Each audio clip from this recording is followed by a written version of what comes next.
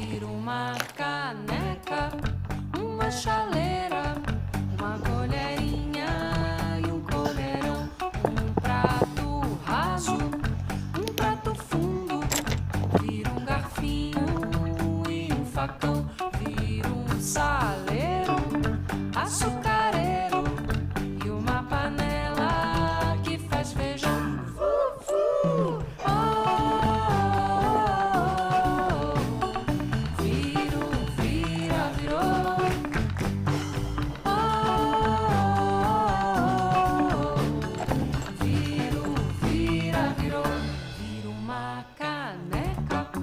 Uma chaleira, uma colherinha e um colher.